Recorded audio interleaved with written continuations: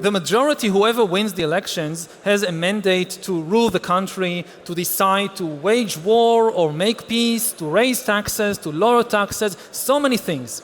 But there are two things they can't do. They can't change the rules of the democratic game itself.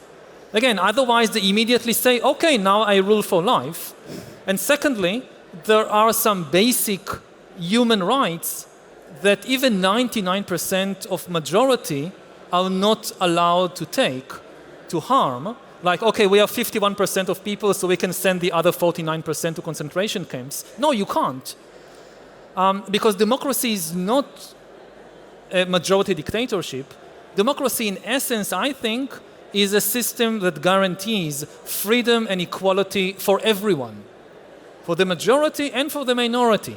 If there is no such guarantee, then this is majority dictatorship. Yeah, I understand that we do all have a right to vote, and clearly in the last election the majority of us voted Conservative. But then, how much of this was led through the media, and what were these promises that were promised, and then also how much came from those promises? In the news yesterday, I saw there was a new study released that kind of talked about young people's attitudes to democracy and disillusionment with it.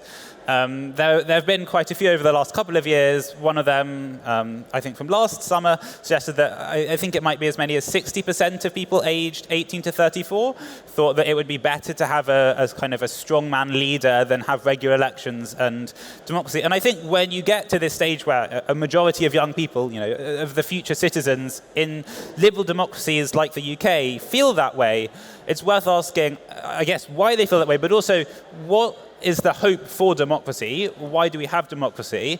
And perhaps one of the things that young people today are feeling is like, well, we have all of these rights, we have lots of liberties and protections, but we don't feel like there's development, we feel like there's stagnation.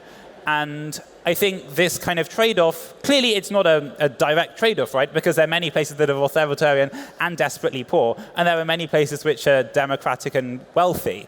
But I think it's this perception of a trade-off that, well, if we just had a strong leader, things would work better, and a sense of a decoupling between democracy and things working well that is perhaps worrying in terms of the future.